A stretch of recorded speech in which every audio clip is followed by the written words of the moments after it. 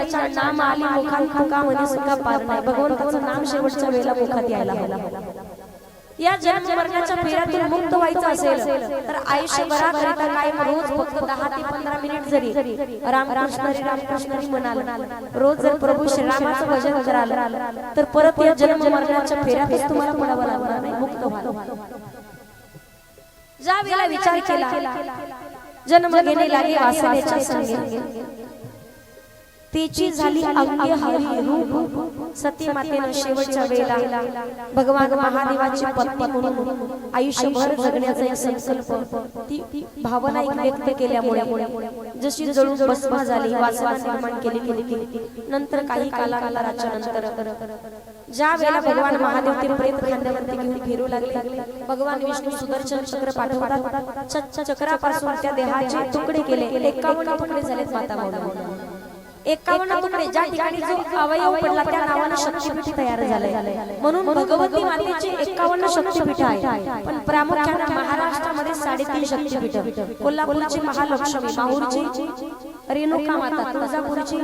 तुळजा भवानी आणि वणीची सप्तशृंगी अर्धपीठ। ज्या ठिकाणी शिव आणि शक्ती दोन्ही आहे ते पूर्ण पीठ आहे, पण वणीची सप्तशृंगी या ठिकाणी गेला तर फक्त भगवती माता आहे, तिथे शिव भगवान महादेवाचं वास्तव्य नाही, म्हणून ते अर्धपीठ। पण जीवनामध्ये सुद्धा शक्ती मातेचे खूप मोठे उपकार आहेत। कथेकरिता आलाय पण चालत येण्याची लागते शक्ती, डोळ्याने भगवती स्वरूप पाहण्याची लागते शक्ती,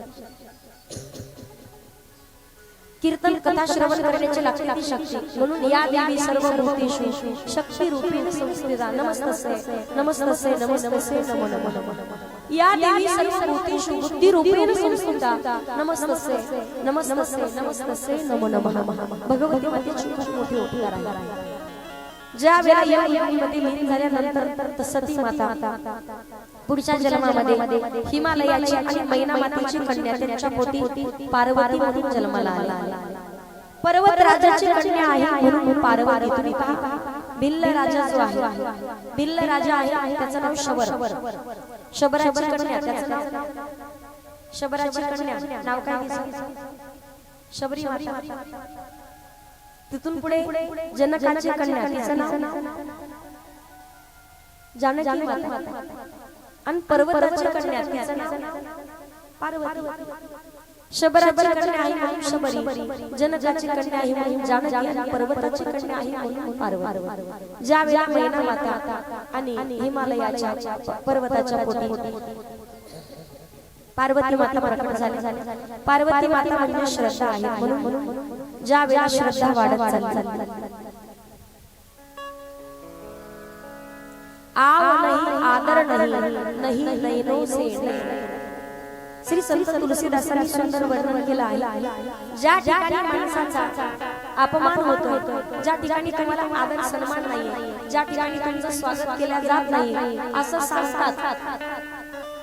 तुलसीदासांनी वर्णन केले की त्याच्या दारामध्ये पैशाचा पाऊस पडला तरी माणसाला जाऊ नाही, ज्या ठिकाणी त्यांच्या अवहेलना होते। म्हणून सती मातेला जिथे अपमान झाला तिथे स्वतः योग अग्नीमध्ये लीन झाल्या, म्हणून आव नाही आदर नाही नैनो से नहीं। जिथे श्रद्धा आहे तिथेच पार्वती माता प्रकट झाली आहे। एकदा श्रद्धा वाढली की न बोलता माणूस संत व्हायला लागतात, त्या ठिकाणी न बोलता सुद्धा आपल्याकडे संत येतात। हिमालयाकडे सुद्धा एक साधू संत आलेले आहे, त्या संतांचं नाव आहे नारद। नारद मुनींच्या मुखातून भजन ऐकलं आणि नारद मुनी जिथे प्रवेश केला त्याचबरोबर हिमालयाने आणि मैना मातेने नारद मुनींचं पूजन केलं। गुरुदेवांचं पूजन कसं करावं यांच्याकडून शिकायचं। मी कायम सांगत असते, गुरूंच्या उजव्या पायाच्या अंगठ्यामध्ये 33 कोटी देवतांचं वास्तव्य आहे। योग्य वेळेला वाटचाल करावी असं वाटत असेल, योग्य शिखरावरती पोहोचावं असं वाटत असेल, आणि भगवान परमात्म्याच्या चरणाजवळ जायला भेटावे असं वाटत असेल तर माणसाने एकदा तरी गुरु केले पाहिजे। एकदा तरी तुम्ही गुरु केले, ज्यांनी केले त्याने हात वर गुरु मंत्र घेतला असेल ना, गुरु मंत्र 108 वेळा गुरु मंत्राचा जाप करायचा रोज। गुरु केले, बऱ्याच जणांनी गुरु केले असतील, पण सध्या पाहत जोपर्यंत गुरूंचे गुण आपल्याला माहिती आहेत, गुरूंचे सद्गुण आपल्याला माहिती आहे, तोपर्यंत आपली श्रद्धा वाढत जाते। पण ज्या दिवशी त्या गुरूंच्या बद्दल आपल्या मनामध्ये आपल्या समोर एखादा प्रसंग अथवा एखादा वाईट गुण त्यांचा माहिती झाला तर आपली तीच श्रद्धा कमी कमी होत जाते, जी कधीच वाढतही नाही, कधी कमी होत नाही, स्थिर राहते। गुरूंच्या प्रती तशी श्रद्धा असावी, हिमालय आणि मैना मातीची जशी आहे तशी माणसाने काहीतरी गुरु करावे। त्यावेळी नरोबाला सांगतात भावेवी देव नकळीनी संदेव आणि गुरुविन अनुभव कैसा का। गुरु हा संकुळीचा राजा, गुरु हा सावा गुरुविन देव जा पाहता नाही रे लोकी। ज्या गुरूंचं पूजन केलं, नारद मुनींचं पूजन झाल्याबरोबर नारदांची पूजा झाली, ज्या वेळा चरण घेतलं आणि पार्वती मातेला हिमालय आणि मैना मातेला नारदांच्या समोर बसवलं। ही माझी कन्या आहे, हिमालय सांगू लागला, पर्वतराजा सांगू लागला, ही माझी कन्या आहे, आपण हिचं भविष्य सांगा। आता पर्वताची कन्या आहे, भविष्य सांगा म्हटल्याबरोबर नारद म्हणू लागले ही अतिशय सुलक्ष्मी असेल, ही कन्या अगदी सुलक्ष्मी आहे, हिचं नाव उमा अंबिका भवानी अशी अनेक नावे तिला असतात। तिचं भाग्य सांगा म्हटल्याबरोबर तिचं भाग्य सांगू लागले। फक्त 4 गुण वाईट आहेत, 4 गुण वाईट आहेत म्हटल्यावर गुण वाईट आहेत सांगू लागले। माणूस कधी पाहत नाही सुद्धा, भविष्य पाहायला जरी गेला, एखाद्या माणसाच्या दारावरती आला तर तो माणूस अगोदर माहिती बाई तुझ्या घरामध्ये मला तुला त्रास आहे,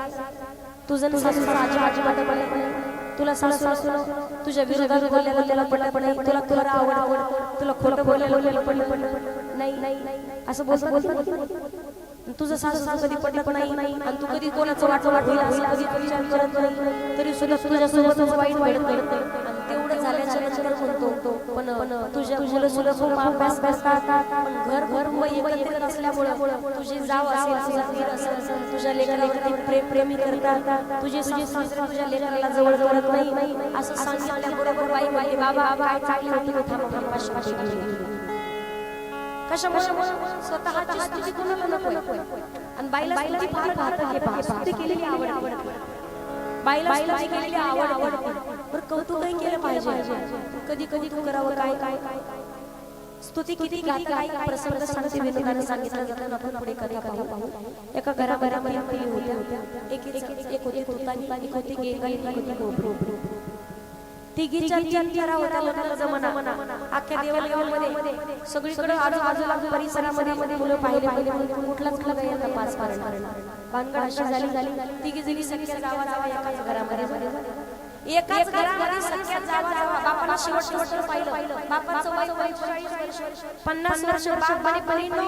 हा माझा शेवटचा प्रयत्न आहे, हा जर प्रयत्न फेल गेला तुमचं लग्न परत होणं शक्य नाही, मग काय करावं बाबा, उद्या आल्याच्या नंतर कोणी शब्दही बोलायचा पोरी नको आम्ही काय बोलणार, दुसऱ्या दिवशी पाहून सकाळी नाश्त्याला पाहुणे आले, पोहे खाल्ले, दुपारची वेळ झाली, जेवणाची वेळ, पोरीचा बाप आणि पोराच्या मामाला मला जेवायला बसवा, पोराच्या मामा आपण 12 गावचं पाणी पिलं, पोराचा मामा 1200 गावचं पाणी पिलं, मामा म्हणे सकाळपासून आलोय नाश्ता केला, अजून एकही पोरगी बोलत नका, ह्या मुख्यात नसतील काही पोरी जेवणापर्यंत बोलत करायचं। पंचपक्वान्नाचं भोजन समोर आलं, ताटामध्ये पुदिनाची पोळी होती, कढी आमटी, बासुंदी, ज्वारीची भाकरी, बाजरीची भाकरी, वांग्याचं भरीत होतं, पापड होतं, लोणचं होतं, गुलाबजाम होते, जिलेबी, तोंडाला पाणी, सुंदर कढीपत्त्याची जिरा मोहऱ्याची कढीपत्त्याची फोडणी दिलेली कढीची कढी असा पदार्थ आहे महिला कढीमध्ये 5 रुपये कढीचा फरका मारली अशी कढीची चौक नसेल असं आपल्या कढी फरका मारा माझ्या आठवण मग मला येऊन सांग मामाने अशा 5 उडवले कढीमध्ये असा फरका मारला मामा म्हणतात वा कढी झाली बरी अशी कढी आली खाली नव्हती म्हणे काय कढी केली म्हणे काय चौथ्या हाताला काय घातलं असेल कढीला कोणी केली असेल कढी कढी केली स्तुती ऐकली पाठी घराच्या बाहेर पडली बाई काय तुम्हाला त्यात देव मामा काय सांगू तुम्हाला कामा झाले देव का तुम्हाला बली वालू मामा घ्या ना म्हणे थोली मामाने डोळे पांढरे केले दुसरी आली आलीचं बोलणं पाहिलं आणि ती म्हणे अगं अगं कशाला बोल बोल एवढं बोला बोला अर्धा तास घातला मामाच्या मांडीवर घास घासला तेवढ्या तिसरी आली ती काय केलं तुम्ही पप्पाने सांगितलं होतं ना बोलू नका बोंड जाऊ दे बोंड जाऊ दे जे सातारच्या पाहुणी पळाले त्यांनी आजून देऊन गावचं मला सांगायचं तात्पर्य माणसांसाठी फार महत्त्वाचं आहे ज्या भविष्य बघण्यासाठी पार्वती समोर बसवलं स्तुती जोपर्यंत ऐकली तोपर्यंत बरं वाटलं पण ज्या वेळेला सांगू लागले की हिला जो पती भेटणार आहे तो पती काळी वाट्याची शेती नाही पांढरीवर घर नाही त्याचं कोणी शत्रू नाही त्याला कोणी पुत्र नाही त्याला माय बाप नाही त्याला बहीण नाही त्याला भाऊ नाही त्याला अंगावरती कपडा नाही आता असं जर जावयाचं वर्णन ऐकलं कुठल्या बाईला वाटेल बरं माझं जावया असावं महिना महिन्याला राग आला महिना नक्की झाल्यानंतर नारद मुनी दक्षिण शेवटी आई आईचं करणे नारद मुनी माता हस्तरेखा अजून व्यवस्थित दिसत नाही म्हणे एक काम करून परत कधी आलो तर भविष्य सांगून जाईल आणि नारद मुनी गेल्याच्या नंतर अगदी सांगितलं होतं काही हजार वर्ष पार्वती मातेला तप करावं लागलं म्हणून पार्वती माता ज्या वेळेला तप करण्यानंतर गेल्या अरण्यामध्ये निघून गेल्याच्या नंतर इकडे भगवान भोलेनाथ सती जळून भस्म झाली महादेवाने जटा आपटली वीरभद्राची उत्पत्ती झाली दक्षाचं मस्तक उडवलं आणि बैरागी भगवान भोलेनाथाला समाधी लागली महादेवाला समाधी लागली होती भोलेनाथाला जशी समाधी लागली तशी इकडे तारकासुर नावाचा राक्षस देवदेवतांना त्रास देऊ लागला देवदेवतांना त्रास देत असलेला तारकासुर नावाचा राक्षस त्याचा वध भगवान महादेवाच्या पहिल्या संतानाच्या हातात होता पहिल्या संतानाच्या हातात आहे म्हणून काय करावं तर सर्व देवदेवतांनी भगवान महादेवाला ज्यावेळेला उठवण्याचा प्रयत्न केला भगवान भोलेनाथाला समाधीमध्ये करण्याचा प्रयत्न केला भोलेनाथाने काही करा जाणार तर कामदेवाला पाठवलं भगवान महादेवाने तिसरा डोळा उघडला कामदेव सुद्धा जळून भस्म झाला तिसरा डोळा उघडल्याबरोबर रूप धारण केलं देवतांना प्रश्न पडला असं जर महादेवाने तिसरा डोळा उघडला अजून जर ज्वालामुखी बाहेर आली तर ही धरणी माता जळून भस्म व्हायला वेळ लागायचा नाही सृष्टीमध्ये प्रलय होईल विनाश होईल म्हणून महादेवाचा दावा केला भगवान भोलेनाथांच्या वरती कामदेवाला कामदेवाला पाठवल्याबरोबर एक शक्ती दिव्य तेज भगवंताच्या मधून बाहेर आलं तेच दिव्य तेज कोण परिधान करणार जो धारण करेल पाण्यात टाकलं तर पाणी नष्ट होईल विषासारखं होईल धरणी मातेवरती पडेल तर सगळे पशु पक्षी असेल झाडे वेळे असतील सगळे मृत्युमुखी पडतील मग तेच गंगा मैया पुत्र प्राप्त व्हावं भगवान परमात्म्याचा नाव धरत होत्या म्हणून गंगा मातेनं तेच दिव्य तेज धारण केलं त्याच ठिकाणी सब कृतिका माता संतान प्राप्ती व्हावी म्हणून गंगा मैयाची उपासना करत त्या पात्रामधून भगवान परमात्मा धावत आले सप्त ऋषींच्या पत्न्या ज्या आहेत कृतिका माता कृतिका मातेने सांभाळ केला पहिलं नाव प्राप्त झालं कार्तिक महाराज बोली कार्तिक महाराज की कार्तिक महाराज नाव प्राप्त झालं म्हणजे लग्न करावं लागलं भोलेनाथ सांगू लागले भोलेनाथ सांगतात जन्मामध्ये माझ्या इष्ट देवाची परीक्षा घेतली तिच्यासोबत करू शकत नाही मी विवाह करू शकत नाही बरोबर ज्या वेळेला पार्वती माता अरण्यामध्ये तप करतात संतोष परीक्षा घेण्याकरिता पार्वती पुढे करते कशा महादेवाची सुखसुख करायचं आगामध्ये विष्णूची सुखसुख ब्रह्मदेवाची सुखसुख महादेवाची आई काय देश महादेवाला या जन्मात तप करेल हा जन्म सोडण्याची वेळ आली तरी जाईल परत जन्म धारण करून आयुष्यभर तप करून तोही देह सोडेल परत धारण तप करेल तोही जन्म सोडून देईल पण लग्न मात्र भगवान महादेवाशी सांगू लागल्या पार्वती माता मैं शिशि पूजन बनूंगी मैं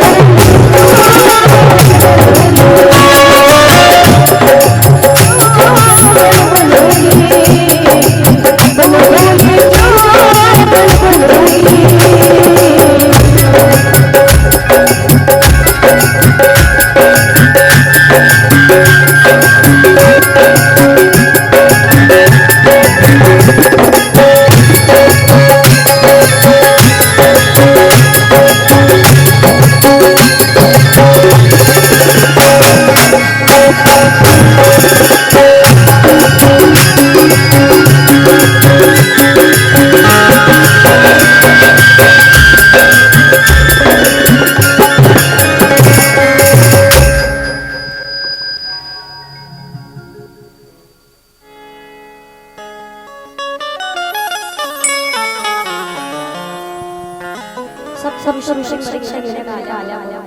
ज्या वेळेस पार्वती परीक्षा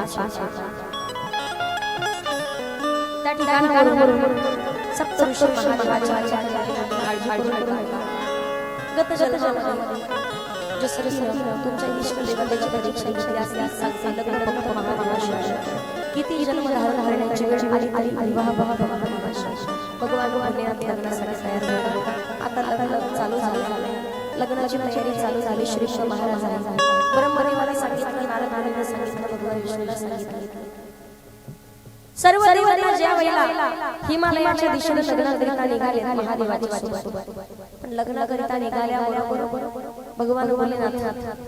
ज्या वेळेला जटेला काही सर्प बांधले गळ्यात मनगटाला सुद्धा बांधले दिव्याचं वाच्य कुंडल घातले हातातला त्रिशूळ बैलावरती स्वार झाले सर्व अंगाला भस्म लावला आणि जगाच्या पाठीवरती भगवान भोलेनाथ अगदी विचित्र रूप धारण करून नवरदेव होऊन हिमालयाला आले देवतांना वाटलं होतं आपण जर गेलो तर अगोदर तर आपला अपमान या महादेवाच्या सोबत गेलं पण सर्वात पहिले परंपरेमध्ये हिमालयामध्ये सर्वांनी विचारलं का तुम्ही का नाही म्हणे मी नवरदेव नाही मी वराडी बाप रे म्हणे वराडी सुंदर नवरदेव किती सुंदर असेल मनात म्हणतात ज्या वेळेला दुसरे आले भगवान विष्णू का तुम्ही नवरदेव का हे 100% नवरदेव असतात नाही म्हणे मी नवरदेव नाही मी वराडी नवरदेव पाठीमागे म्हणजे काय म्हणे वराडी सुंदर नवरदेव काय सुंदर असेल पर्वत भाग्यवान म्हणे काय पार्वती मातेला वर शोधला काय नवरदेव शोधला म्हणे एक नंबर काय सुंदर असेल नवरदेव मनात म्हणे येऊ द्या म्हणे तुम्ही इथं थांबता का पहा ज्या वेळेला शरीराला फोन लावला भगवान महादेवाला म्हणे बोले ना आपलं एकही वराड आपल्या सोबत यायला राहिलं नाही सगळे देव पुढे निघून गेले आपण दोघेच राहिलो आणि दोघांनी जाणं योग्य आहे का म्हणे सासरवाडी महादेव म्हणे काळजी करू नको म्हणे आपलं वराड नाही असं एकही गाव नाही म्हणे एकही ठिकाण नाही कुठली जात असू द्या कुठलाही धर्म असू द्या कुठलाही कुळ असू द्या पण प्रत्येक गावाच्या मध्ये पूर्ण देशभरात सृष्टीवरती आपणच वराड आहे कोणतं जसा डमरू वाजवला भूत प्रेत पिशाच स्मशान भूमीमधून सगळी आले महादेवाचे सगळ्यांनी अंगाला भस्म लावलेला गळ्यात सर्प धारण केला आणि सर्व निघाले पण सर्व वराडाने सांगितलं होतं काय सांगितलं बोले आम्ही म्हणे बरेच दिवस झाला आम्हाला नाचायला भेटलं आणि नाचायला भेटलं नाही म्हणून तुम्ही बैलावरती बसा भगवान परमात्मा बैलावरती विराजमान आहे घोड्यावरती नाही का बैल म्हणजे धर्माचं प्रतीक आहे भगवान धर्मावरती विराजमान आहे सर्व भूतांनी सांगितलं बरेच दिवस झालं बोलले नाचलं नाही म्हणे आम्ही तुमच्या लग्नात आम्हाला नाचायचंय म्हणून तुम्ही पाठीमागे तोंड करून बसा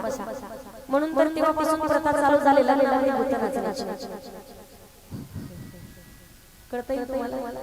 2-4 दिवसापूर्वी सांगते तुम्हाला कडाक्याचं ऊन पडलेलं 2-2:30 वाजता आणि एवढ्या उन्हात सुद्धा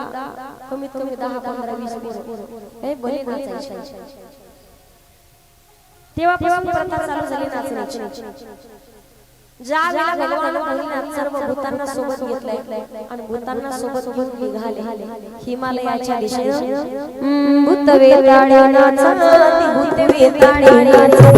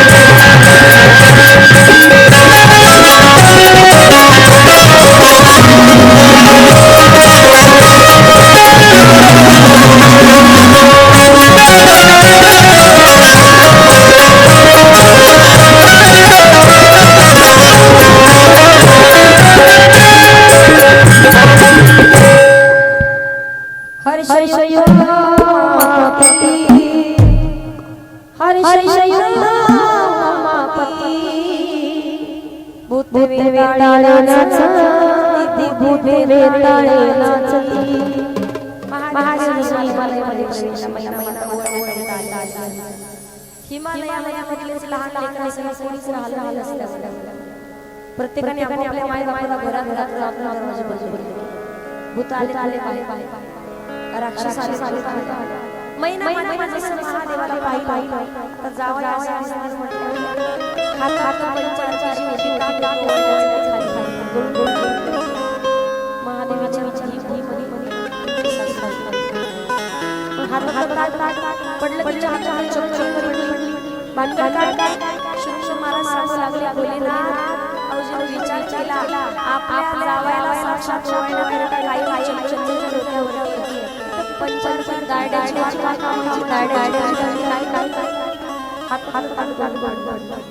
जसं महिना माता आणि बरोबरला आणि तो भगवान भोलेनाथाने पार ज्या वेळेला पार आणि पुढे ज्या वेळेला महिना माता पार्वतीला उपदेश करू लागली पार्वती आई नाही घर नाही सर्व गोष्टींचं काम तुला करायचं पार्वती माता समजावून सांगतात ज्या वेळेला महिना माता पार्वतीला समजावून सांगतात तिथून पुढे विवाह सोहळा पार पाडल्याच्या काही कालांतराच्या नंतर तारकासुर नावाचा राक्षस आहे कृतिका मातेला संहार केला म्हणून एके दिवशी भगवान भोलेनाथांची स्वारी आली आणि महादेवाची स्वारी कार्तिक महाराजांना ज्या वेळेला गेले कार्तिक महाराजांना 6 माते सहा मातेच्या भाषण लागलं होतं मी तुम्ही पाजणार दुसरे मी पाजणार तिसरे मी पाजणार म्हणून कार्तिक महाराजांनी छोटं उदाहरण केलं 6 मुख आहे आणि 6 मातेचं दूध पराशर योग आल्याच्या नंतर नंदी महाराज आणि सर्व शिवगण भगवान कार्तिक महाराजांना कैलासाला समर्पित केलेले आहे सर्व गोष्टींचं विचार ज्ञान कार्तिक महाराजांना आणि घरोघरी येऊन तारकासुरासुर चालू आहे सर्व देवतांना प्रश्न पडला युद्धामध्ये विजय कोणाचा तारकासुराचा की कार्तिकाचा पण भगवान माहिती होतं